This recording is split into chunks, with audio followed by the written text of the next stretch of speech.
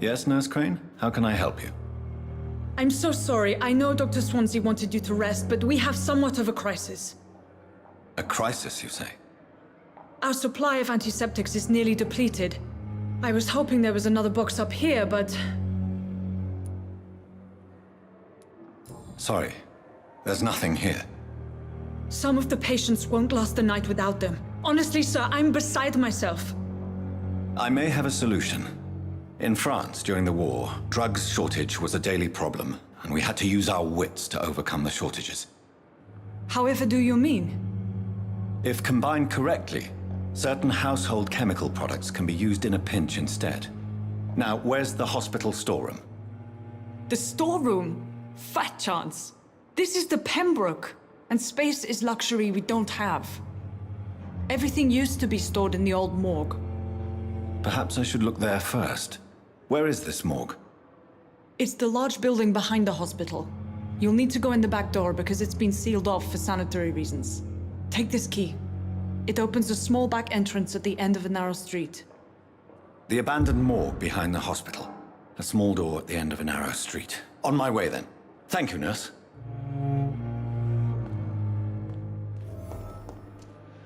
Yes, Doctor? Exactly how bad is the supply situation here at Pembroke? It really depends. Dr. Swansea deftly works his society contacts for monies, but with the quarantine, well, we're in God's hands. Why then do you always work the nights? Don't you ever sleep? At the Pembroke, we're always hands on deck. Your dedication to the Pembroke does you credit, Nurse Crane, but when do you sleep? We staff get our sleep when we can, Doctor. Nursing is a vocation, not the labor of a journeyman. Lack of sleep and the medical profession always ends in disaster. I've witnessed many a colleague succumb to stimulants to fight exhaustion. Drugs were as deadly as bullets in the trenches. London's trenches start here at Pembroke Hospital. We are on the front line, make no mistake. That's all for now, Nurse Crane, thank you.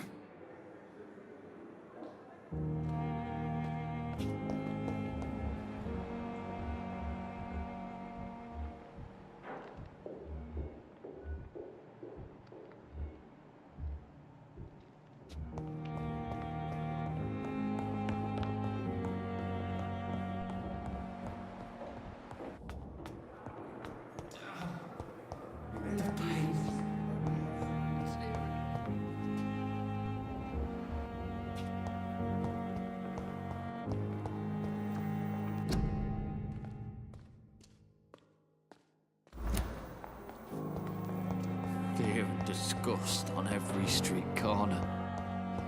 The daily routine. I have wasted too much energy for so little result.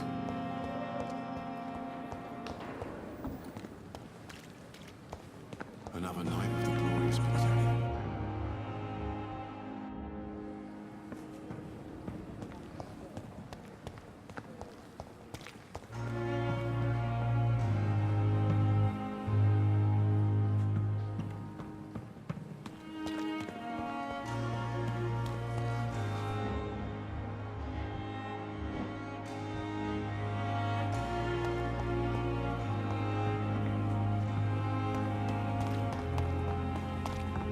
It's safer here than anywhere else on the East End.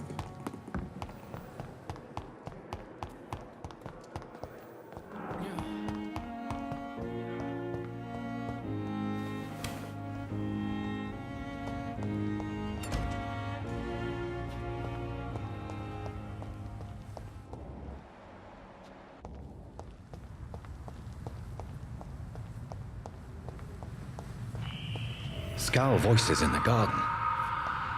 I should investigate. If they were to find somebody.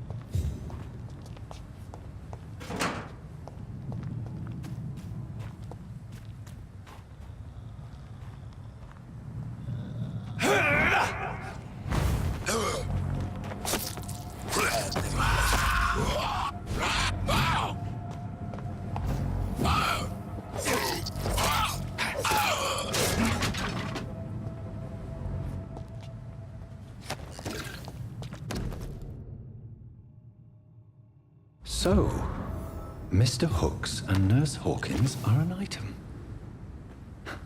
Those two have hidden their affections well.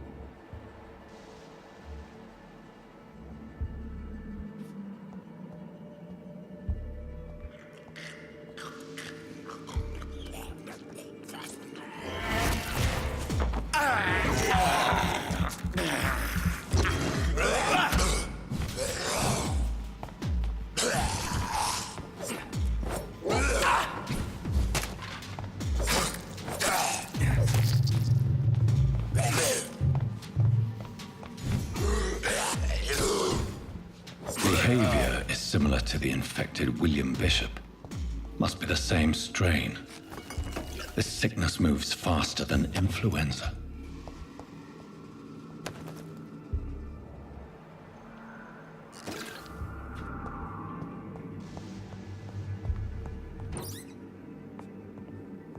This key will surely grant me access to the basement.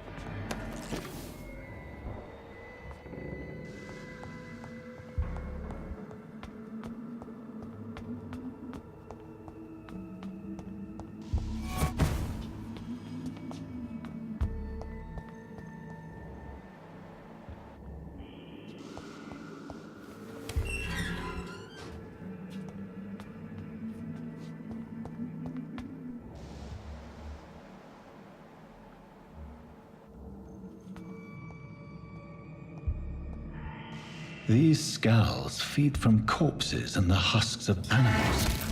They're not after blood.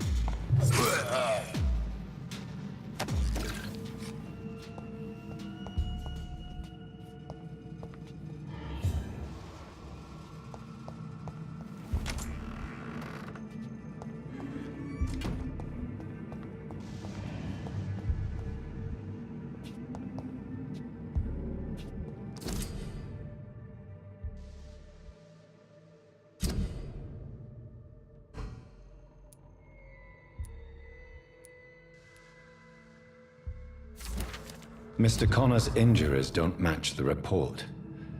I'd better look into this.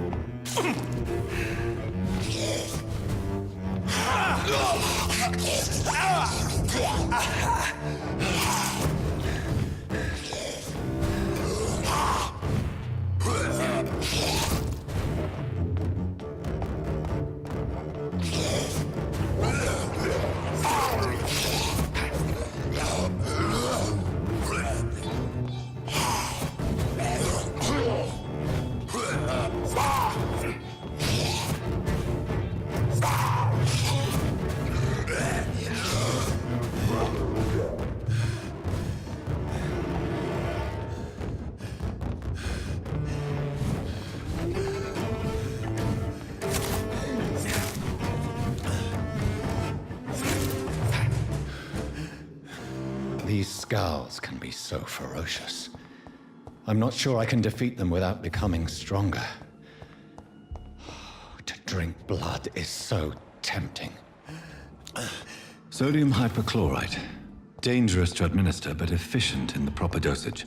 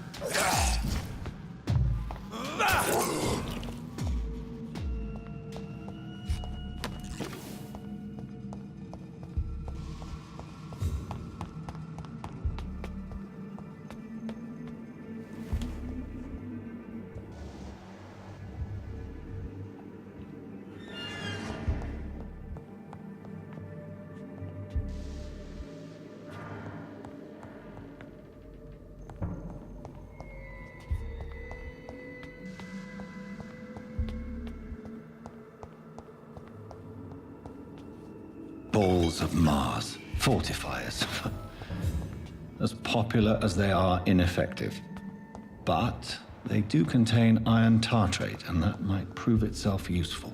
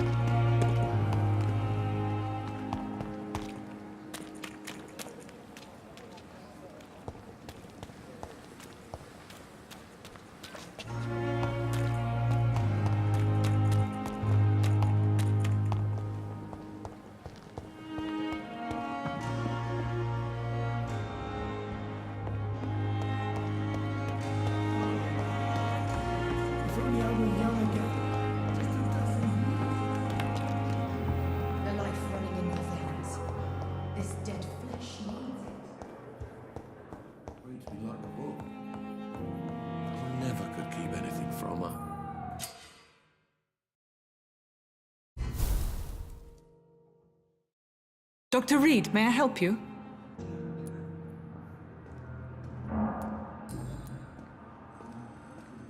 What can you tell me about the epidemic, Nurse Crane? I've been out of touch since I've come back to England. Everyday folk don't know how bad it is.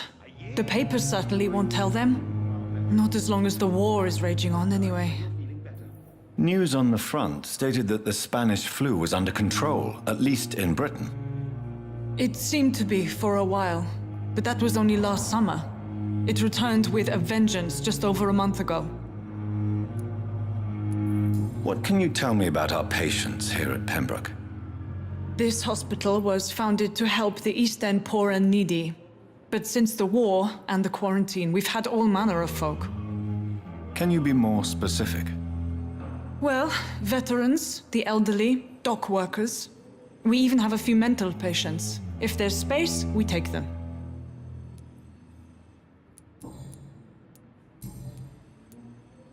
For how long have you been working here, Nurse Crane? I first volunteered at the Pembroke in 1911, a few months after Dr. Swansea was appointed. And before you arrived here? If you must know, this was my first job. Well, Dr. Swansea certainly has confidence in your abilities. Are you in charge of the nursing staff? Not in an official capacity, but the Pembroke doesn't always work above board, so to speak. What about medical protocols? Dr. Reid, we don't have the money and resources here at the Pembroke like they do in the West End. We do what we can. How is the duty roster organized? Everybody works until they can't. If there's time, they'll eat a meal and shed a silent tear.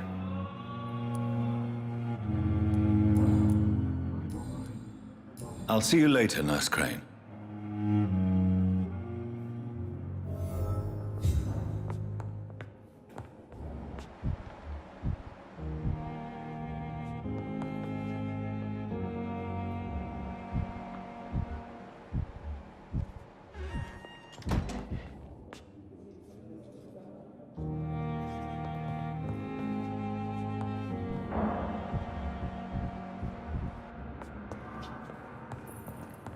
It's locked.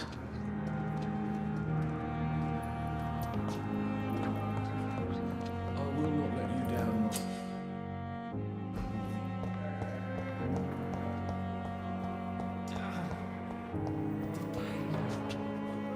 See you again.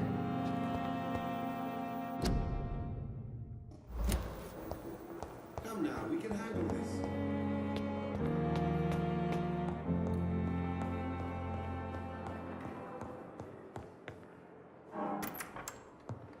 Please, Jonathan, come in. Fascinating, is it not? In the last decade, so many mysteries have been brought to light with our microscopes. The human body, biology's penultimate frontier. The more we explore its boundaries, the less we're able to trace a clear line between life and death. You, my friend, have a foot in both countries. The view must be vertiginous. It's at least as vertiginous as chatting about vampires with you, I would say. This must be all so new to you. This area of town, the hospital, a brand new life. How stimulating it must be. I wish I could share your enthusiasm, Dr. Swansea, but my condition defies scientific categorization. Undead? Unalive? Immortality defies logic. I cannot express my thrill at this serendipitous turn of events. The world's most eminent specialist in blood transfusions, a vampire. One might say a gift from heaven.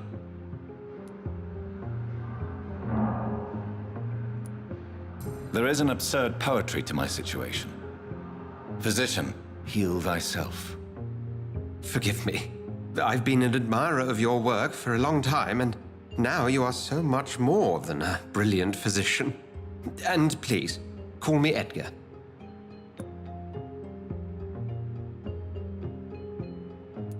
I'm not some doe-eyed student, Edgar.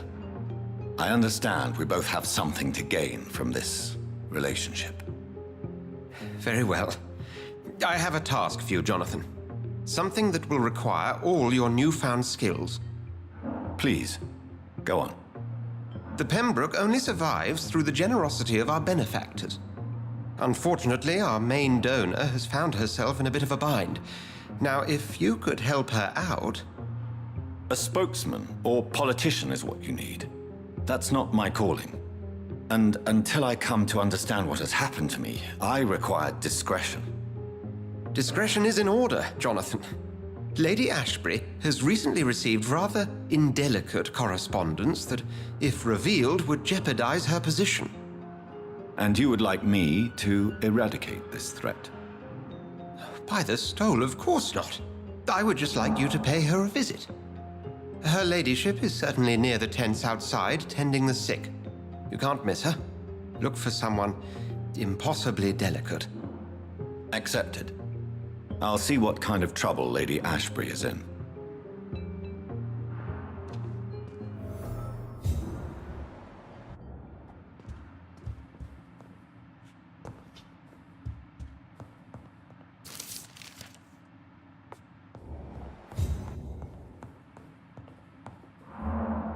Do you need something, Jonathan? I have just a few questions. Then ask away. I'm at your service, Doctor. You mentioned something about a secret society. A brotherhood, if I recall. Could you elaborate? Certainly.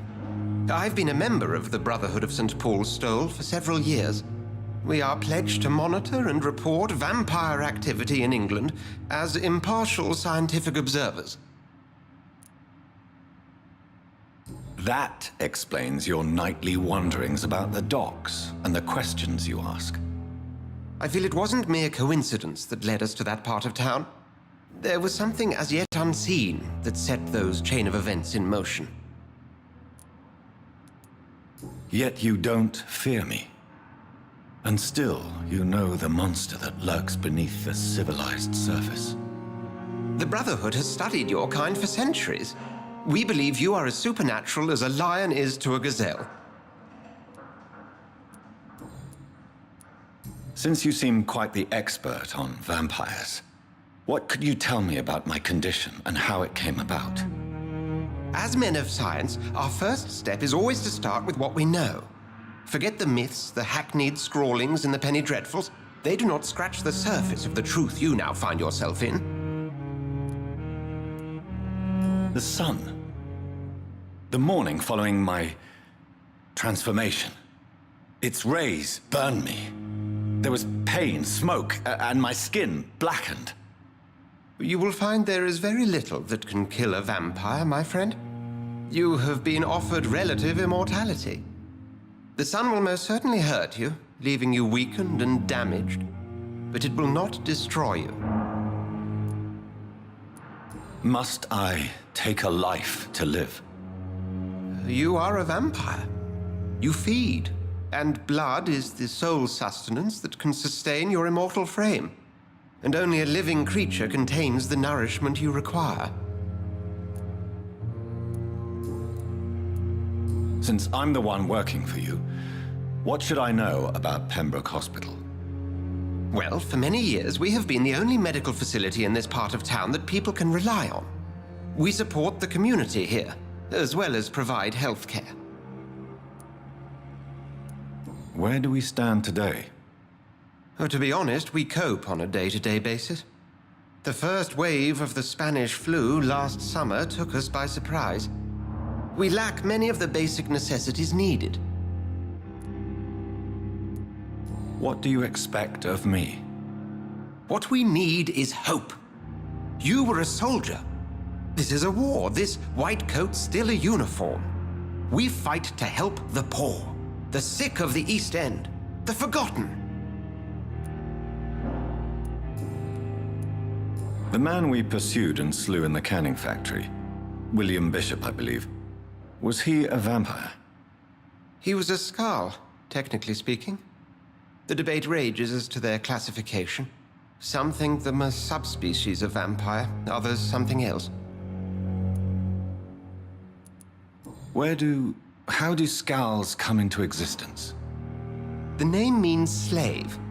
The etymology may indicate that they are a lesser species of vampire. From what I know, vampires tend to despise them. Just for clarity, what differences are there between myself and a scowl? A skull is easier to eliminate, Jonathan, even if they remain formidable foes for the unprepared. Vampires... Now, vampires exist beyond the mortal realm. We'll see each other again soon, Edgar.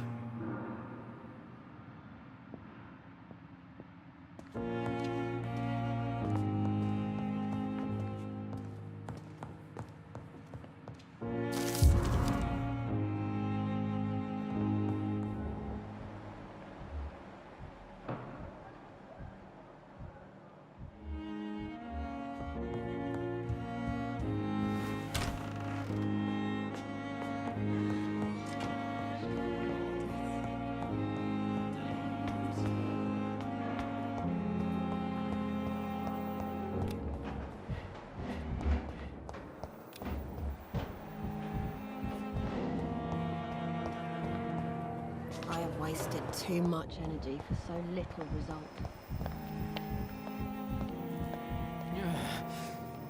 Damn. The pain. It's here again.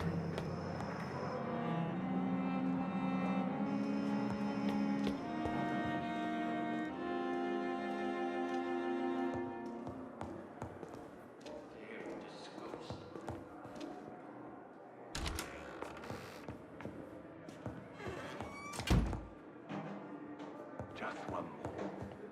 I perfectly control the situation. They won't even know.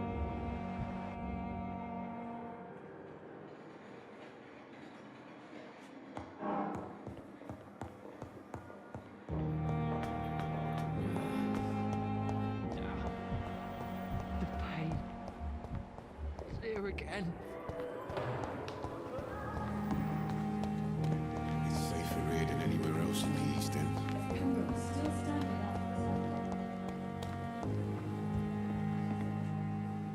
The flu took my dear wife, Emily.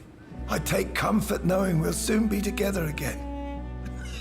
Mr. Rainfield, that's no way to talk. You're in good hands here, and we'll be up again soon enough.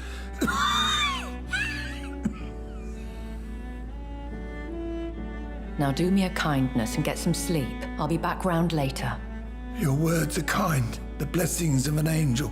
You're the sweet, sweet Lady of Mercy.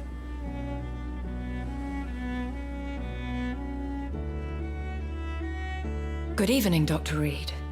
It's a pleasure to see you again. You seem surprised.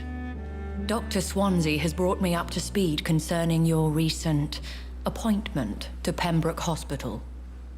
You're a the lady who saved me that night, before vanishing into thin air. I remember you from the pub with Dr. Swansea. Indeed. Allow me to introduce myself formally this time. My name is Lady Ashbury. I remember you well, in spite of the brevity of our encounter.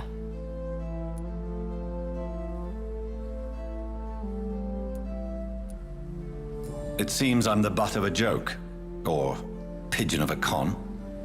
Dr. Swansea might have told me who I was going to meet. I know you're a man of action, Doctor, but take a moment to contemplate the terrain. In this war, discretion is both weapon and shield. I hope you're more disposed to answer my questions now. You must have countless questions, but our rather urgent matter first. Swansea has explained. My cover, if you prefer, has been compromised. Have any of the patients given you trouble? These poor souls have so little left to live for. I do my best to ease their pain. The world would be a better place if it were cared for by women like you. You make me blush. I am simply a necessary evil. Pardon my boldness, your ladyship, but I have questions concerning this condition we share. As a newborn, your hunger for answers is rivaled only by your thirst for blood. But the questions need wait. I'm a scientist. My trade is in the deciphering of mysteries, and I need information to feed my mind. I will gladly answer every question you have, but first, prove yourself capable of resolving my predicament without eating the culprit. Dr. Swansea has commissioned me to be your agent in this matter. You could start by explaining what's amiss. These past insufferable weeks, I've been the victim of extortion. I've made a first payment, but the blackmailer grows greedy. I must refuse his most recent demands. What are your expectations? Please be precise. As the newly appointed surgeon of this hospital, you are in an excellent position to ask innocent questions and deftly learn the identity of my blackmailer. Who would be so foolish as to threaten you? A kindred spirit. Even if it were the case, and I highly doubt it, a vampire would have asked for something more valuable than money. My suspicions lean toward a patient or their family. If we're dealing with an ordinary criminal, surely you've the means to deal with it yourself, if I may. As immortal tradition doth dictate, all fangs and hypnotic eyes ablaze, the blood would run like a river. That's what I hope to avoid. Violence has a tendency to spiral out of control. Please continue. Every detail is essential. I'm your man. My embarrassment in this matter is eclipsed only by my shame at having put the hospital at risk. The threat from our anonymous scoundrel is clear. A list of dates. My visits coinciding with the dates of suspicious patient deaths due to massive blood loss. Is it true? Now aren't you the blunt one?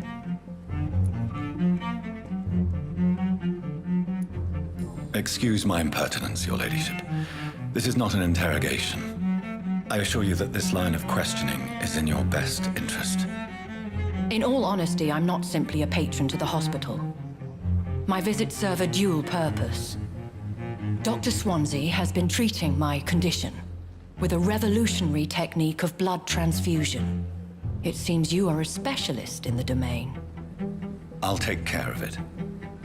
Do you know where I should start? If that was the case, I'd settle the matter myself. You could talk to our local gossip, Harriet Jones. Not a pin drops here without her hearing about it. I'll meet that woman now. My life, as others know, is in your hands, Dr. Reid. I'm sure of your discretion, but I do fear your powers of persuasion will be put to the test. When this is resolved, I'll be your obligé. I'll answer all questions in regards of your condition.